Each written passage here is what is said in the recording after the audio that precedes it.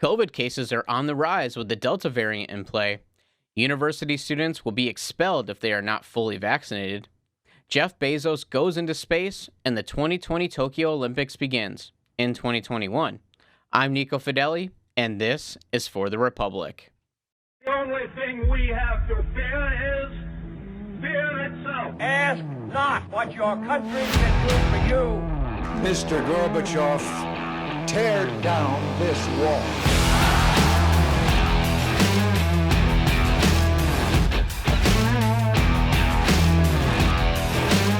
As always, thank you so much for watching and listening to this episode of For the Republic.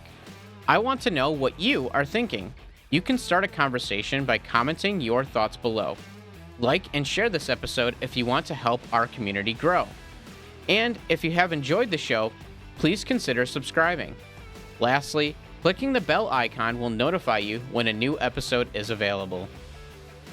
The people of Cuba continue to protest relentlessly against their communist government. Today marks the third Sunday since the everyday people of Cuba have decided enough is enough. The Cuban government has also retaliated using measures of the most extreme. July 11th marked the first congressional meeting about Cuba.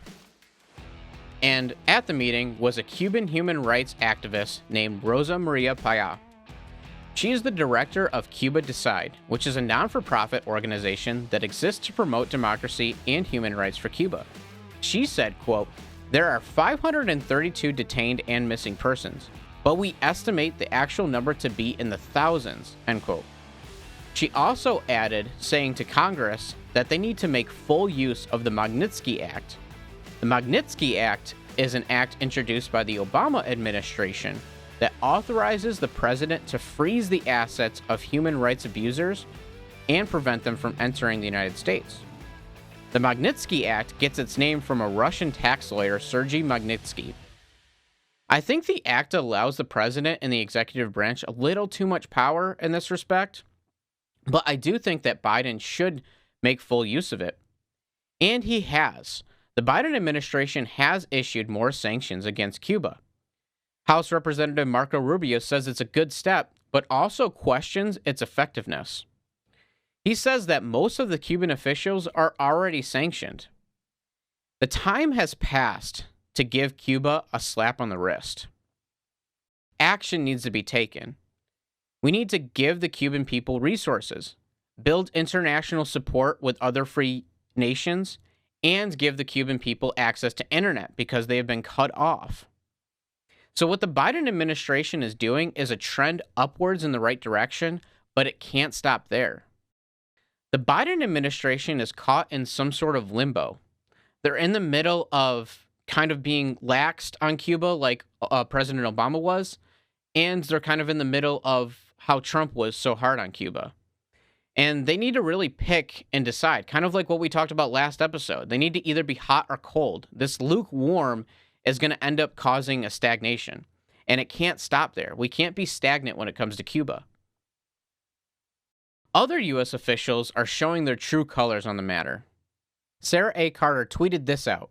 The tweet says, D.C. officials remove Cuba Libre painting outside the Cuban embassy. Meanwhile, Black Lives Matter Plaza in the heart of D.C. remains untouched. D.C. Mayor Bowser did not respond to requests for comment. It's so obvious what's going on here. And it shows a picture of Cuba Libre outside of the Cuban embassy. And this has been since removed. It's obviously unfair that the Black Lives Matter Plaza still stands today.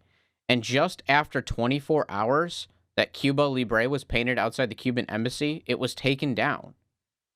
This just exposes the agenda of the left and exposes the agenda of social justice warriors. And I want to take a second and show the problems that I have with the social justice activism in America and how it's only one-sided. A lot of these issues that social justice warriors fight for or advocates of are usually created under false pretenses. Like take the wage gap, for example. They say women don't make as much as men. Or Black Lives Matter. Police are shooting unarmed black men just because they're black.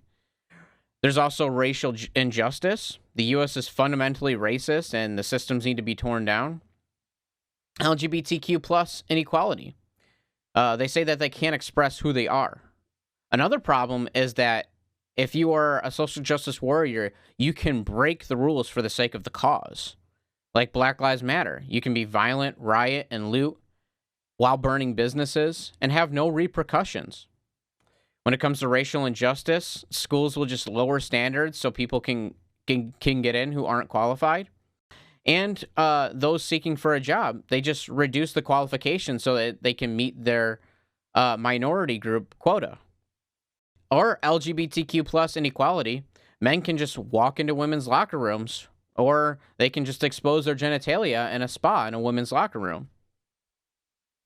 But the most important problem I have with this social justice activism in America is the advocates of social justice issues do not allow free thinking. And we see this example with Cuba Libre painted outside the Cuban embassy in D.C. Let's take the wage gap, for example. The fact is, men and women pursue different careers, but you'd be called sexist to point that out. Black Lives Matter. Why don't we focus on black crime? Because it's a much bigger problem than police. But you'd be called racist and a white supremacist for saying that. Or we can use racial injustice as an example, saying that lowering standards is not fair and only adds more problems. You'd be called racist and white privilege for thinking that, or saying that out loud. LGBTQ plus inequality. It's wrong to expose yourself to minors. You'd be called bigoted and homophobic. If you point these things out, these facts, you're casted out of society. But the truth is, free thinking solves problems, and free thinking is freedom. So you quench that free thinking, you quench a free society. And that's the problem with social justice warriors. They don't just want a change of policy or a change in the institutions. They want a change of mind. It's their way or else. And if it doesn't fit the agenda, it's not important. And only they can have a voice. And that's why removing Cuba Libre is a social injustice. The media is causing mass panic once again. This time it's because of rising COVID-19 cases, specifically the rising cases of the Delta variant. This Delta variant is believed to be even more transmissible than those previous. And it is also presumed that when infected with the Delta variant, you carry 1,000 times more of the virus. I was actually disappointed by President Biden's speech tonight, or his answers tonight, because I actually thought that he was answering questions as if it were a month ago. He's not really meeting the realities of what's happening on the ground. I mean, we now have triple the number of infections in the U.S. versus a month ago. We have escalation in cases all over the country because of the Delta variant. And we actually don't know the answers to a lot of questions. He was talking about how if you get the vaccine, you're well protected from having severe disease. That's true. But we actually don't know how well you're protected from mild illness, and whether with the Delta variant, if you're vaccinated, could you still be contagious to other people? We don't know the answer to that. And I actually thought it was irresponsible. Because, I mean, that's a crucial question. That's right. Can you pass it on to your loved ones? Can you pass it on to your children? That's right. Here's what we do know. We know that the vaccine reduces your likelihood of carrying the virus and the amount of virus that you would carry.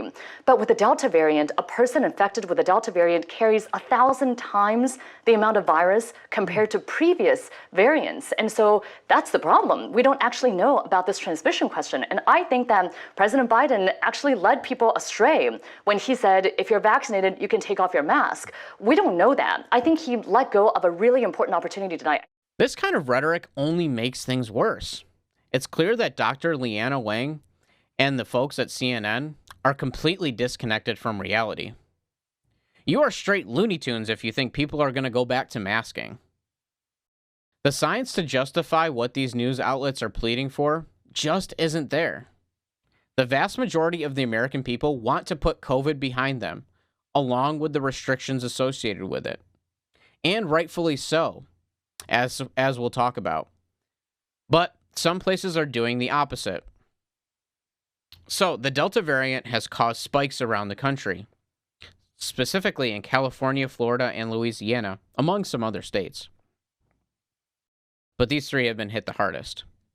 Some areas have regressed back to restrictions from the early COVID pandemic.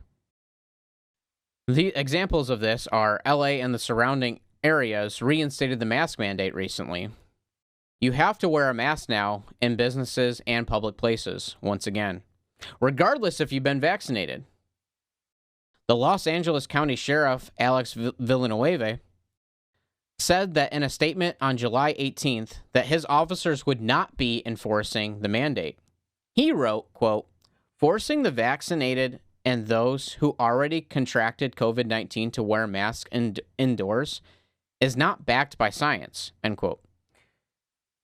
Also, the border restrictions to Canada and Mexico have also been extended to August 21st. Governor Ron DeSantis, however, of Florida, he may be the only governor left with a brain. He refuses to lock down Florida. Well, look, so if anyone is calling for lockdowns, you're not getting that done in Florida. I'm going to protect people's livelihoods. I'm going to protect kids' right to go to school. I'm going to protect people's right to run their small businesses. We have a situation where we have 3 vaccines that have been widely available for months and months now, and people need to make decisions what's best for them. But to have the government come in and lock anyone down or restrict anybody is totally unacceptable. And it's easy for some physician to advocate that because it doesn't affect them. It does affect the people in this state. So we're going to lift people up. We're not locking people down, and we're going to make sure that folks are able to exercise their decision-making, that what's best for them. And I think millions of Floridians have obviously done that for the last year and a half, and so we want to continue to support their efforts. Institutions are starting to require proof of vaccination. Indiana University is among the most recent. They require all students, staff, and faculty to be fully vaccinated by the start of the semester this fall. If you decide not to get a vaccine, there is good news for you. You'll be fired if you're on staff. If you're a student, your enrollment will be revoked, and your access to school systems and activities will be blocked. Working remote is not an option, and masking is not an option. There are 3 exemptions. There are 3 exemptions, though. Those exemptions are religious grounds, ethical, and medical. And if you fall into one of these categories, you'll have to be tested twice a week. It's mandatory that you're quarantined if you're exposed to anybody with COVID. You have to wear masks in public, whether on or off campus. How does the university enforce that? Or they just have somebody follow you with binoculars, spying on you, making sure that you're wearing masks in public? Like, that's just crazy to me. That's asinine. Also, you'll have to be returned to your home address if there's an outbreak on campus. You may be thinking to yourself, this is a lawsuit waiting to happen. Well, that's already been tried. 8 students of the university filed a lawsuit against the school. And a judge did side with the university, unfortunately.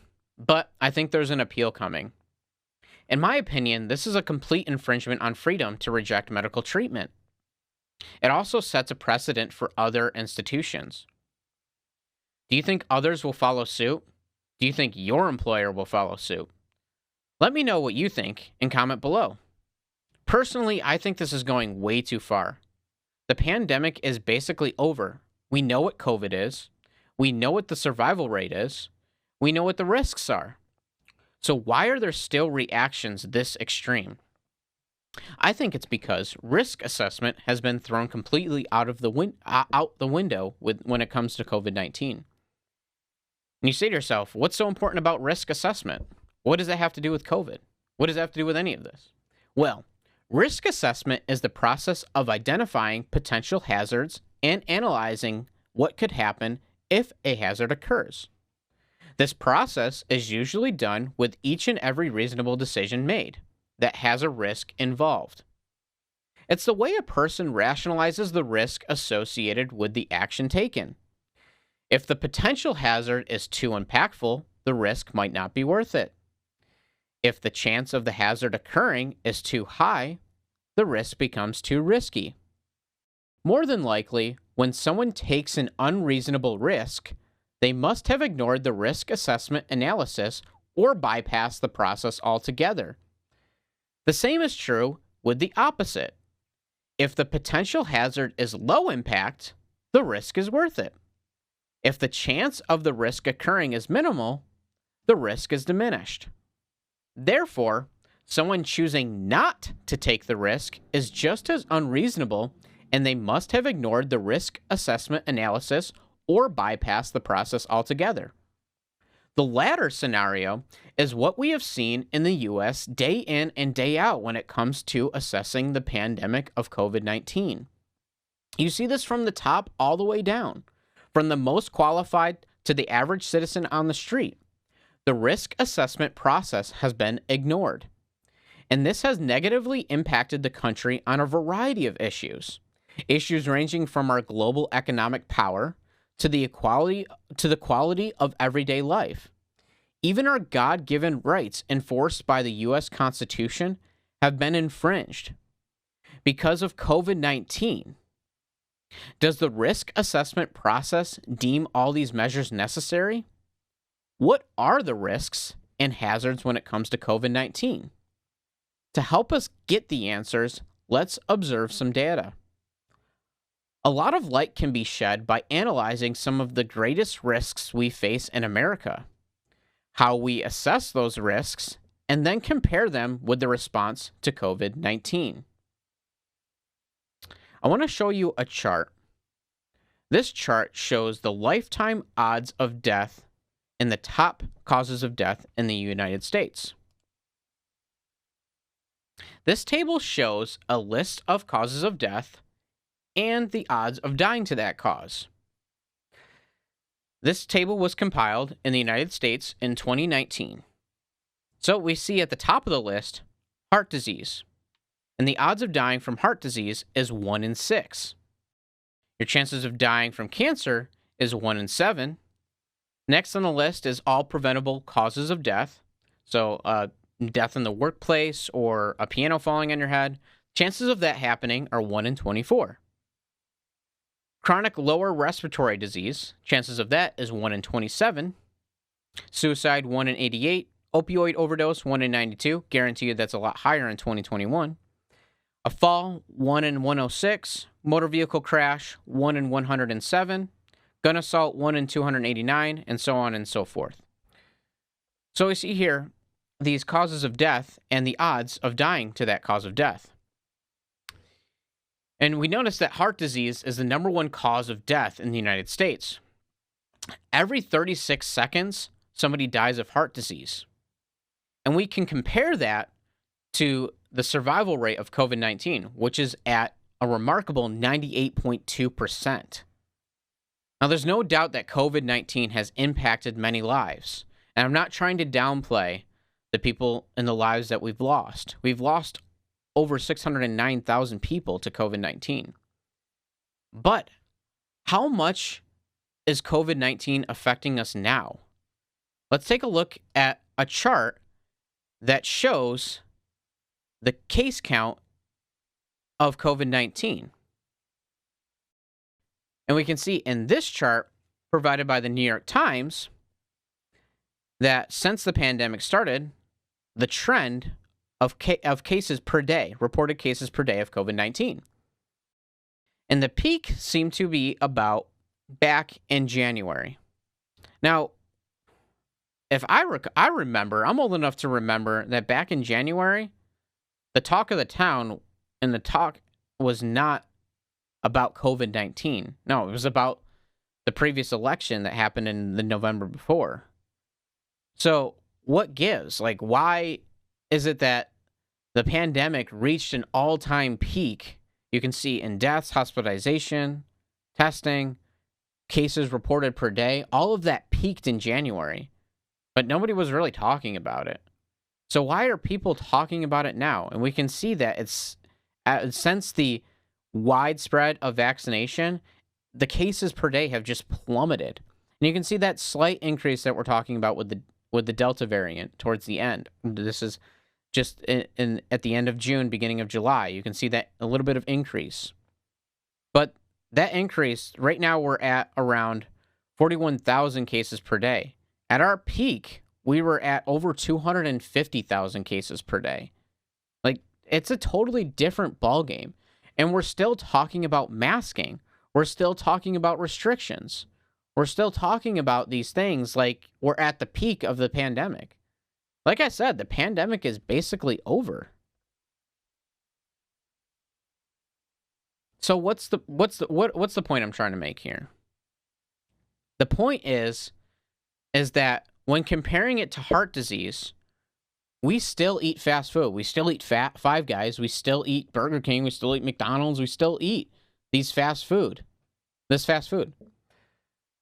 We take that risk assessment. Cancer. Cancer is the second leading cause of death in America. But yet people are still smoking. People are still drinking. Accidents is also a major cause of death in America. Yet people are still living their ordinary lives. They're not worried that something is going to happen to them every waking moment. Falls is up there in leading causes of death. So, I mean, I don't see people looking on the street in every which way looking for a banana peel that they might slip on and die. Car crashes, like a car accident, is a pretty high cause of death. It's 1 in 289, I believe, chances of a car accident. But yet people still drive every day. It's not going to stop you from driving because you've made that risk assessment and you've deemed that the hazard is too low to not take that risk. All these things can happen, but yet we use risk assessment to rationalize them. And the point is to do the same with COVID-19. We talked about how 1 in every 36 seconds people are dying of heart disease in America. It's 1 of every 250 seconds that someone is dying from COVID-19 right now. We're only reporting about 350 at the most deaths per day. And that's a staggering number compared to the over 2,000 deaths per day of heart disease, over 2,000 deaths per day when it comes to cancer. There are more important issues that we should be focusing on, like the body positivity movement. If you want to reduce COVID deaths, like maybe we should talk about that it's not okay to be morbidly obese. It's not okay to be fat and proud. Like, this is what causes heart disease. This is what causes cancer. This is what causes deaths to COVID. Opioid overdose. Opioid overdose have skyrocketed partially to quarantining. So you're going to have people quarantine again and have them be at risk? I mean, like, it's going to come to a point where, like, opioid overdose is just going to overtake anybody's chances of dying of COVID, and it's going to be more, the risk is going to be greater quarantining than just opening up. Like, I mean, it's already that way now. You pose more risks to people being quarantined than just opening up. Suicide rates go up, loneliness goes up, depression goes up, opioid overdose goes up when everybody quarantines. So like you create more risks by not taking the risk of opening up. And there needs to be talk of a return to normalcy because people are more likely to get vaccinated the more you talk about going back to normal.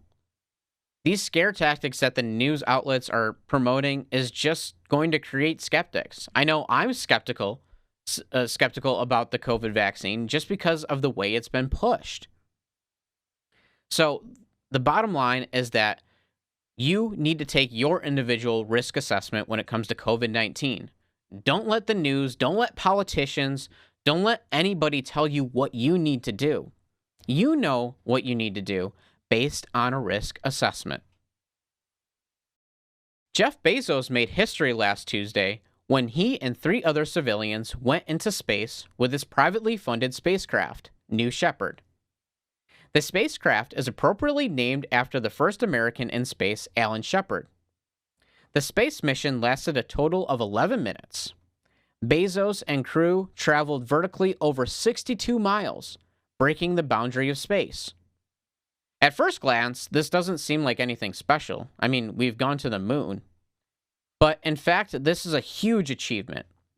The Blue Origin mission was the first of its kind to have no pilots on board and the crew entirely made up of civilians. The successes of this mission sparks innovation, paves the way for privatized space travel, and creates a new space race that can push the boundaries of exploration, all while costing $0 of the taxpayer. Of course, there are those who don't see the greatness of this feat. And Bernie Sanders, you guessed it, is one of them. He tweeted this out. Maybe there's a problem with an economic system, which sees a handful of billionaires grow their wealth massively during a pandemic, and zoom around space in rocket ships, while millions of people struggle to keep a roof over their heads in the richest country on Earth. Bernie Sanders, self-proclaimed democratic socialist, also has millions of dollars from writing a book. And he uses taxpayer money to buy lake houses. So it's kind of ironic that he's telling Jeff Bezos what he should be doing with his money and pointing out that there's millions in poverty when Bernie Sanders doesn't do anything about it. I mean, it's none of your business what Jeff Bezos does with his money, and it's certainly none of Bernie Sanders' business. I mean, think about the alternative. You want to give your money to this goofball? You should also ask yourself, who has made a more positive impact on your life? Jeff Bezos or Bernie Sanders? I mean, it's a fair question.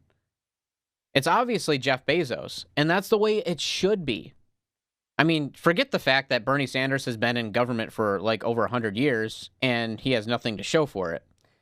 It's the private entrepreneurs and businessmen that innovate and push America forward because they take the risks. Jeff Bezos has done more for you because you have access to 2-day shipping on pretty much anything in the world. I mean, the fact that he's pushed for innovation and pushed for groundbreaking achievements, and he's given thousands of people jobs through Amazon, has done more for the everyday American than Bernie Sanders will ever do in the lifetime of government that he's been in. And this is a testament to modern technology and for those who choose to innovate and privately invest. Modern tech has caused poverty to decrease dramatically. In the late 50s, we saw poverty over 22%. And now, since 2019, it's been staggering around 10%. Invention and innovation is the key. Things like internet, computers, cars are all affordable because of private investment. It's not because of government intervention. The advancement in technology decreases the amount of work that needs to be done, which by and large increases profit margins. So it allows money to go farther, lifting people out of poverty. The most important thing is how far your dollar goes. And who does that more? Private investors, entrepreneurs, businessmen, or the government? Who can take your dollar and make it go farther? It's obviously the former. The key question is, how much can you get with that dollar? That dollar goes farther as technology advances. When people like Jeff Bezos spend their money, you make money. It would be a fail to give money to the dum-dums in office. They would have no advancement in technology, no risk-taking. If we went with like a socialist government mentality, then you would not see a progression the way that we see in America right now with a capitalist economic system. If we went to socialism, at best, we would see better versions of what we already have. Innovation can't happen at the government level the same rate as it can in the private level. And it can't do it as well. The government has shown time and time again through hundreds of programs over the last decades that they've failed at lifting people out of poverty or giving mass access to things like healthcare, welfare. I mean, like, these programs, they fail. Like, government-involved healthcare is obviously a failure. Obamacare is a failure. Healthcare needs to be privatized. Could you imagine healthcare in a free market? It would be great. I mean, things like welfare, people take advantage of these systems and it doesn't lift them out of poverty. People like Bill Gates, Steve Jobs, and Jeff Bezos, they do it better. They take the risk so you don't have to. The government's job is to ensure that there's free enterprise and to stay out of their way. The New Shepard shuttle is just the start. Think of the innovation. Think of the new jobs that it will create, reviving a dead field. Could there be faster transportation of goods? Like, could you imagine your Amazon package being delivered from outer space? Well, that's so crazy to think about. It also could lead to more affordable flying. I mean, if we use space travel as a means to travel to a destination, then plane travel the cost would be cut dramatically for competition. The possibilities are endless. Maybe one day, you and I in space? The thought of middle-class America traveling in outer space is no longer a science fiction story. With the continuation of the Blue Origin space program and others like it, the idea of you and I going to space is now one step closer to reality. This week on For the Entertainment, the Olympic Games kicked off Friday night, but not without controversy surrounding the opening ceremony. Kentaro Kobayashi, Olympic opening ceremony director, was fired Thursday just one day before the official kickoff of the 2020 Olympics. Kobayashi became the latest source of the drama surrounding the Games, when a joke he made during a 1998 comedy show was brought to light. Apparently, the 2-decade-old joke mocked the Holocaust and included the phrase, "Let's play Holocaust." Kobayashi is the third senior member of the ceremonies team to be dismissed amid controversy. I don't want to speak too much on what was said, mostly because I haven't heard the bit. But I do want to point out that this comedy show was performed over 20 years ago. And that matters. That matters because we need to be aware of what was considered acceptable humor at the time. Now, I'm not trying to advocate or make light of what Kobayashi was said. Not trying to even say that it was acceptable at any time. Because, once again, I haven't heard what he actually said. I haven't heard the bit. But as we develop as a society, the terms we use, the jokes we tell, they change with society as well. So I think it's really unfair to put Kobayashi, to put him up against today's standards when this joke was said in 1998. I don't think that's fair to him, and I don't think it's fair to do it to anybody. Because of that, we need to be cautious of how we hold people accountable. Should people really be punished for the things that they said decades ago using today's standard? Comment below and let me know what you think and what your take on the issue is. In other Olympic news, let's talk about some athletes to keep an eye on during the Games. First up, we have Simone Biles. Biles is the major star in the U.S. women's gymnastics team. You'll remember her from Rio, where she won 5 Olympic medals, 4 of which were gold. Should she win big in all competitions, Biles will walk away with 4 new medals and officially be the most decorated gymnast of all time. Next up, we have Noah Lyles. Tokyo will be the first Olympic appearance for this track and field star. Currently the 200-meter world champ, Lyles' performance at the Games should be one to watch. Next up, we have Katie Ledecky. Katie Ledecky is the world record-holding freestyle swimmer and defending champion of the 200-meter free.